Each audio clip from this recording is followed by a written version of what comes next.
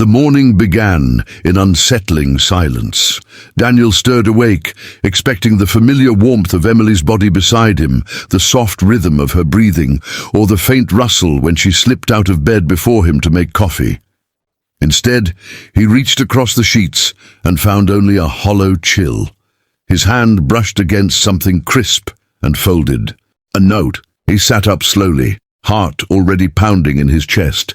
The kind of fear that had no name but lived in the pit of the stomach. The paper trembled in his fingers as he unfolded it. The words were brief, almost careless in their finality. Daniel's eyes darted back and forth across the page as if the meaning might change on a second or third reading. But it didn't. His wife of 12 years, the woman he had built a home and a life with, was gone. At first, his mind rejected it outright. Maybe this was some cruel joke. Maybe she'd written it in anger after one of their small arguments. Maybe she just went for a walk, needing air, and would laugh later about how dramatic she'd been. But the longer he sat there, staring at the uneven slant of her handwriting, the truth began to dig its claws into him. He swung his legs out of bed and stumbled to the closet. Her side, once crowded with neat rows of blouses and dresses, hung half empty. A suitcase was missing. In the bathroom, her toothbrush was gone. The small floral perfume bottle she always left by the mirror vanished. The reality hit him like a slow-moving train, unstoppable, crushing. She hadn't left on a whim. She had planned this. The sound of small footsteps behind him pulled him out of his daze. Grace, their 10-year-old daughter, stood at the doorway with sleepy eyes. "Daddy," she whispered. "Where's Mom?" Daniel's mouth opened, but nothing came. His throat was dry, his tongue heavy. How could he tell her? How could he break the fragile world of a child who still believed in safety and permanence? She had to go somewhere, sweetheart, he managed, his voice cracked. Grace studied him for a moment, suspicion flickering across her young face, but she said nothing. Moments later, Noah came bounding into the kitchen, dragging his stuffed dinosaur by the tail. "Where's Mommy? I want cereal!" His innocence tore at Daniel's chest. He forced himself through the motions, pouring cereal, packing school lunches, reminding Grace to put on her shoes, all while the note burned in his pocket like a brand. Every smile he offered the children was brittle, every word mechanical. He was a puppet, moving through the morning routine while his insides collapsed. When the house was finally quiet, the children off at school, Daniel sat at the kitchen table with the note unfolded before him, his hands pressed against his temples. He thought of the woman he married, how she laughed with her whole body, how she painted little stars on their kids' bedroom ceilings, how she squeezed his hand when life felt too heavy. He thought of their last conversation, nothing monumental, just the grocery list, Grace's upcoming spelling test, Noah's lost sneakers. She hadn't hinted at an ending. No fights, no slammed doors, just silence. Then this. The cruelty of it twisted his gut. Didn't she know he would look, that every instinct in his body screamed to find her, to demand an explanation? And yet her words slammed that door shut. That line was the sharpest dagger, not our kids, not I'll come back for them. Just yours now, final, abandonment dressed in neat handwriting. The next few days blurred together in shades of grey. Daniel found himself calling her number endlessly, each time meeting the same robotic voice. The person you are trying to reach is unavailable. He scrolled through her social media, but her profiles were untouched. No cryptic posts, no digital breadcrumbs. It was as if she had vanished into thin air. At night, when the children were asleep, the house turned cavernous. He would sit in the living room, surrounded by shadows, waiting for the sound of her key in the door, the soft laugh announcing she was home. But it never came. Instead, there was only the tick of the clock and the sound of his own breathing. Loneliness settled over him like dust. Every corner of the house carried her ghost, the dent in her pillow, the cardigan draped carelessly over the chair, the half-used jar of strawberry jam she loved. He couldn't escape her, yet she was nowhere. One evening, Grace lingered in the doorway of his room. "Dad," she whispered, "is Mommy mad at us?" The question broke him in ways he hadn't thought possible. He pulled her into his arms, holding her as she trembled. "No, honey, no, she's not mad at you." His voice was ragged. "She loves you very much." But inside he wasn't so sure anymore. He started drinking at night, just a glass at first, then 2, then 3, anything to quiet the noise in his head. Each sip dulled the questions he couldn't answer. Why wasn't he enough? Why weren't the kids enough? The neighbors noticed. Mrs. Harris, watering her roses over the fence, asked too casually, "Haven't seen Emily around. Everything all right?" He forced a smile, lied through his teeth. "She's visiting family." But the pity in her eyes told him she didn't believe him. Weeks turned into a month.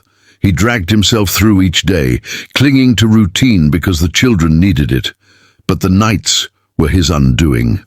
Alone in bed, he'd unfold the note again, tracing each letter like a wound that refused to close. He hated it, hated her for writing it, hated himself for needing to read it again and again, as though it might offer something new. Life, he thought they shared. And Daniel, once husband, now abandoned, realized he wasn't just left behind. The weeks became months, and the note still sat in the drawer of Daniel's nightstand. Torn edges from where he had gripped it too tightly, smudges where his thumb had pressed down, as if he could squeeze meaning from it. He never read it anymore, not because he had forgotten the words, but because they had branded themselves into his mind. He could recite them in the dark, in the shower, while driving the kids to school. They were no longer ink on paper. They were scars. In the beginning, survival was mechanical. Breakfast, school drop-offs. Work, dinner, bedtime, repeat. He didn't have time to collapse. Not when Grace needed help with her projects and Noah still refused to eat vegetables, unless they were cut into little stars. Every task reminded him of Emily. She used to braid Grace's hair into neat plaits. Now he fumbled with elastics, producing lopsided ponytails that made Grace roll her eyes, but never complain. Emily used to sneak broccoli into Noah's pasta. Now Daniel spent 20 minutes negotiating with a stubborn 6-year-old at the dinner table. At night, when the house fell silent, the cracks opened. He would sit at the edge of his bed, staring at the empty space beside him, feeling the weight of both absence and responsibility pressing down on his chest. Sometimes he wept quietly, head buried in his hands, careful not to let the children hear. Other times he drank until the sorrow blurred, only to wake the next morning with regret pounding in his skull. But the world did not stop for his grief. Bills still arrived in the mail. The washing machine still broke down. Grace still needed new shoes. Each challenge dragged him further into a reality he never asked for. Single parenthood without a choice. The children noticed more than he wanted them to. Grace became protective of Noah, shielding him from hard questions. But she watched Daniel closely, as though afraid he might break too. One evening, while he struggled to fix the leaky faucet, she whispered, "Dad, you don't have to do everything alone." Her words, spoken in a voice far older than her years, nearly undid him. Noah, too young to understand abandonment, still asked occasionally, "When's Mommy coming home?" Every time Daniel's throat closed. At first he told small lies, soon or she's away for work, but eventually even Noah sensed the truth. The questions stopped, replaced by a silence heavier than words. The hardest moments came unexpectedly. Seeing other families at the park, mothers holding their children's hands, couples laughing together, was like a knife to the ribs. He caught himself staring too long, aching for something he once had, but could never reclaim. Slowly, almost imperceptibly, small victories emerged. He learned to braid Grace's hair without tangles. He managed to cook pancakes that didn't burn. He sat through Noah's soccer games and clapped so loudly that his son grinned ear to ear. For every failure there was progress, and for every broken piece there was a moment of repair. One night, after a long day of work and errands, Daniel tucked Noah into bed. His son clutched the stuffed dinosaur Emily had given him years ago. "Daddy," Noah murmured sleepily. "I like it when you read to me more than Mummy did. You do the voices better." The words caught Daniel off guard. For a moment he couldn't breathe. He kissed his son's forehead, whispering, "Thanks, buddy," before turning off the light. But later, sitting alone in the living room, he realized something had shifted. His children weren't just surviving without her. They were learning to rely on him in ways they never had before. The seasons changed.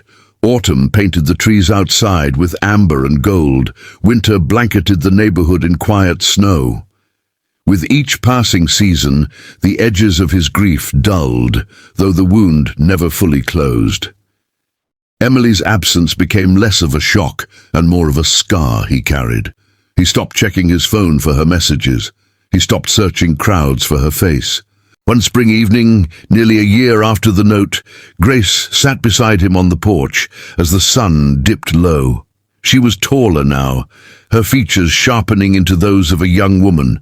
She stared at the horizon for a long time before speaking. "Dad," she said softly, "I don't think Mom's coming back." The words stung even though he'd known them all along. "Why do you say that?" he asked. "Because if she wanted to, she would have, but it's okay." Grace reached for his hand, her small fingers curling around his. "We have you, and that's enough." Daniel's throat tightened. He pulled her into his arms, overwhelmed by both pride and sorrow. His daughter had spoken the truth he'd been too afraid to face. Emily wasn't coming back. But maybe, just maybe, that was no longer the end of their story. That night, after the children were asleep, Daniel opened the drawer of his nightstand. The note sat there like an unwelcome relic. He held it one last time, feeling the familiar weight of betrayal in his hands. Then, without ceremony, he tore it into pieces. The sound was sharp in the quiet room, but strangely liberating. The scraps fluttered into the trash, no longer able to haunt him.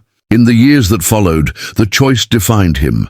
He became the father who never missed a recital, who clapped the loudest at games, who worked late into the night just to make birthdays special. The kids grew up knowing loss, but also knowing resilience, that love wasn't measured by who left, but by who remained. When Grace graduated high school, Daniel stood in the crowd, Nober at his side, pride swelling in his chest. He realized then that he had stopped asking why she,